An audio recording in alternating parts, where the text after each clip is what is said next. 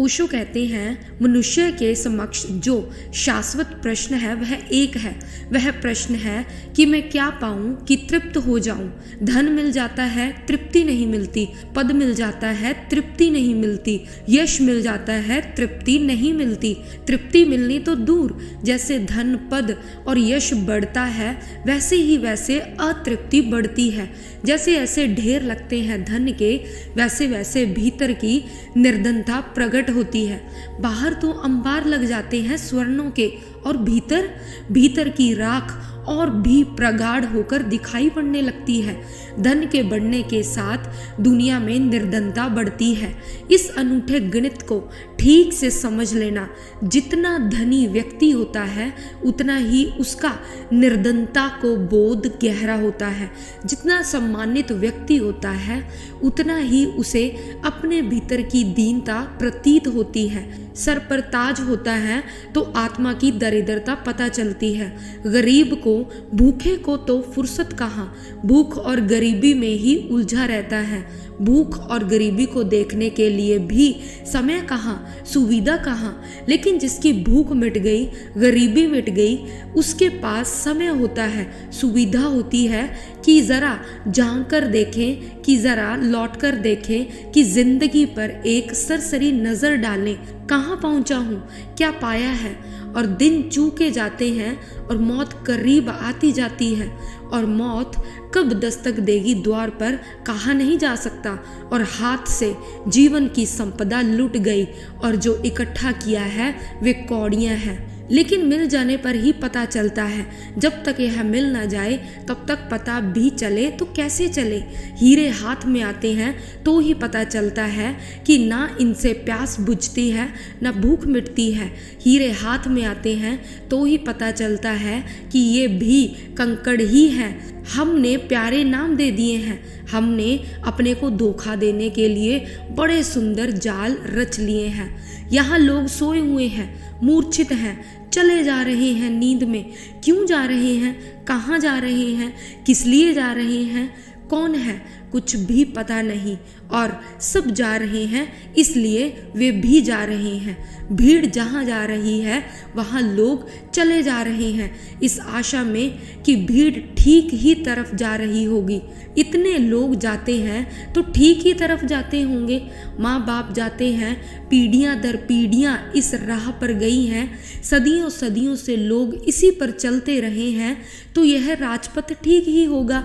और कोई भी नहीं देखता कि यह राजपथ सिवाय कब्र के और कहीं नहीं ले जाता। ये सब राजपथ मरगढ़ की तरफ जाते हैं। इब्राहिम सूफी फकीर हुआ, सम्राट था। एक रात सोया था, नींद आती नहीं थी। सम्राट होकर नींद आनी मुश्किल ही हो जाती है। इतनी चिंताएं, इतने उलझाव जिनका कोई सुलझाव नहीं सूझता, इतनी समस्याएं जिनका कोई समाधान दिखाई नहीं पड़ता। सोएं तो कैसे सोएं। और तभी उसे आवाज़ सुनाई पड़ी कि ऊपर छप्पर पर कोई चल रहा है। चोर होगा कि लुटेरा होगा कि हत्यारा होगा। जिनके पास बहुत कुछ है तो भय भी बहुत हो जाता है। आवाज़ दी जोर से कि कौन है ऊपर। ऊपर से उत्तर जो आया उसने जिंदगी बदल दी इब्राहिम की। ऊपर से उत्तर आया, एक बहुत बुलंद और मस्त आवाज ने कहा, कोई नहीं, निश्चिंत सोए रहें, मेरा ऊंट खो गया है, उसे खोज रहा हूँ। छप्परों पर ऊंट नहीं खोते, मकानों के छप्परों पर, महलों के छप्परों पर ऊंट नहीं खोते।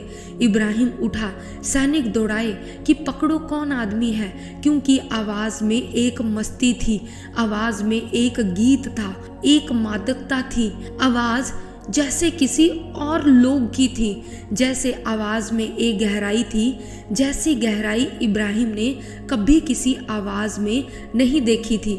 आवाज़ इब्राहिम के भीतर कोई तार छेड़ गई, बेबूझ भी थी, उल्टबासी भी थी।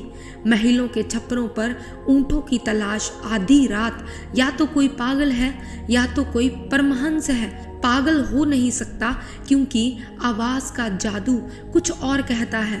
पागल हो नहीं सकता क्योंकि आवाज़ का गणित कुछ और कहता है। पागल हो नहीं सकता, पागल तो इब्राहिम ने बहुत देखे थे, पागलों से ही घिरा था, सारा दरबार पागलों से भरा था, सारी दुनिया पागलों से भरी है। यह आदमी कुछ और ही ढंग का आदमी होगा, लेकिन नहीं पकड़ा जा सका। सिपाही भागे दौड़े, लेकिन वह आदमी हाथ नहीं आया। सुबह इब्राहिम उदास है, चिंतित है कि उस आदमी से मिलना ना हो सका जिसकी आवाज़ में जादू था, उसकी आंखों में भी झांकने के इरादे थे, उसके पास 2 क्षण बैठ लेने की आकांक्षा जगी थी। और तभी द्वारपाल से कोई आदमी झगड़ा करने लगा, द्वारपाल से कोई आदमी उलझने लगा।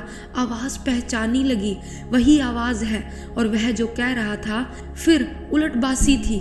द्वारपाल कह रहा था, तुम पागल तो नहीं हो, यह सराय नहीं सम्राट का निवास स्थल है। और वह आदमी कह रहा था कि मेरी मानो यह सराय है, यहाँ कौन सम्राट है और किसके निवास स्थान है? यह सारी दुनिया सराय है। ठहर जाने दो 4 दिन, देखो कहता हूँ ठहर जाने दो 4 दिन, 4 दिन के लिए सराय से इनकार ना करो। आवाज़ पहचानी सी लगी, और फिर बात में भी वही उलझाव था, बात में वही राज और रहस्य था। इब्राहिम भागा, बाहर आया, आदमी अद्भुत था, उसे भीतर ले गया और पूछा, शर्म नहीं आती? राजमहल को सराय कहते हो? यह सिर्फ उकसाने को पूछा, यह भड़काने को पूछा। वह आदमी खिलखिलाकर हंसने लगा। उसने कहा, राजमहल तुम्हारा निवास स्थान? तो तुम्हारा ही यह निवास स्थान है, लेकिन कुछ वर्षों पहले मैं आया था, तब एक दूसरा आदमी यही दावा करता था। इब्राहिम ने कहा, वे मेरे पिता थे, स्वर्गीय हो गए।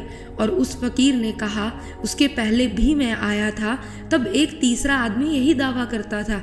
इब्राहिम ने कहा, वे मेरे पिता के पिता थे, मेरे पितामह थे, वे भी स्वर्गीय हो गए।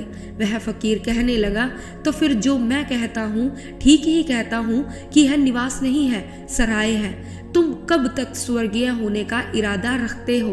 फिर भी मैं आऊँगा, फिर कोई चौथा आदमी कहेगा कि यह मेरा निवास स्थान है। यहाँ लोग आते हैं और जाते हैं, मानो मेरी 4 दिन ठहर जाने दो।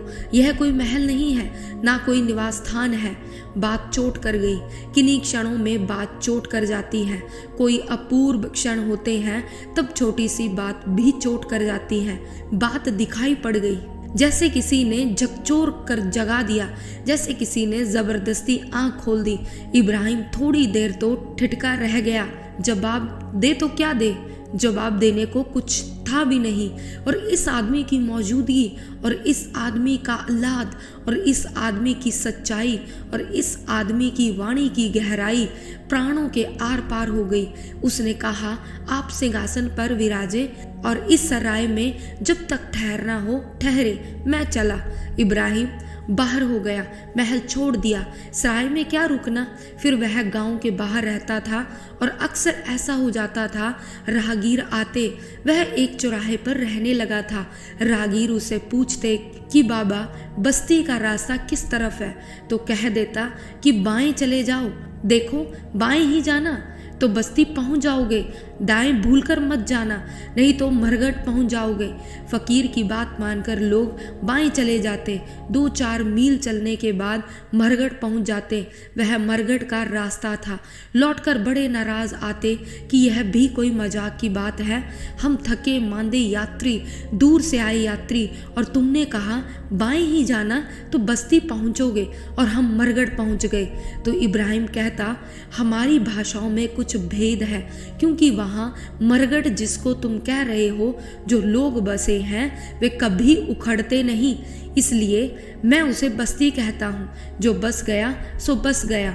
तो मरघट इस तरफ है, दाई तरफ चले जाओ। जिसको तुम बस्ती कह रहे हो वह मरघट है, क्योंकि वहाँ सब आदमी मरने को तत्पर है।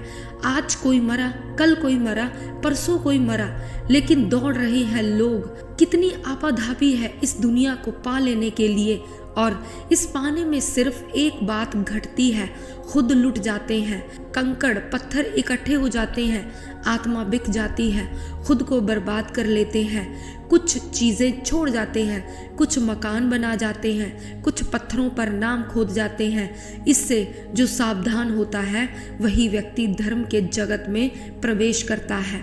वह वस्तु स्थिति के प्रति जो जागरूक होता है वही धार्मिक है। धर्म का मंदिर मस्जिदों और गिरजों से कुछ लेना नहीं, गीता कुरान और बाइबल से कुछ लेना नहीं। धर्म का संबंध है इस बोध से, यह दुनिया अगर मिल भी जाए तो क्या है।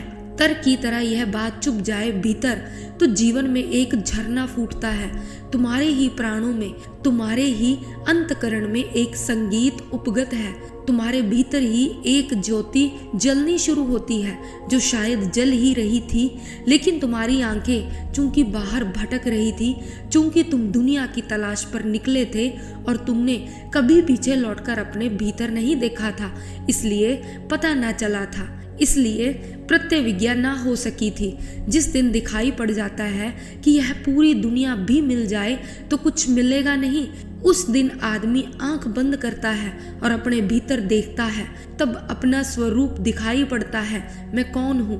और जिसने जान लिया मैं कौन हूँ, उसने सब जान लिया। जो भी जानने योग्य है सब जान लिया, जो भी पाने योग्य है सब पा लिया। स्वयं को जानते ही तृप्ति की वर्षा हो जाती है। अमृत में मेघ घिर आते हैं, शाश्वत जीवन का द्वार खुल जाता है। बाहर तो जो कुछ है सब क्षण भंगुर है, पानी के बबूले हैं, इंद्रधनुष है। क्षितिज की तरह जो कुछ भी है सब झूठ है, दिखाई पड़ता है और फिर भी नहीं है। देखते नहीं, थोड़ी ही दूर पर आकाश पृथ्वी से मिलता हुआ दिखाई पड़ता है और कहीं मिलता नहीं। दौड़ते रहो, दौड़ते रहो, दौड़ते रहो, दौड़ते दौड़ते गिर जाओगे, दौड़ते दौड़ते कब्र में पड़ जाओगे। झूले से लेकर कब्र तक दौड़ते ही रहोगे और क्षितिज कभी आएगा नहीं।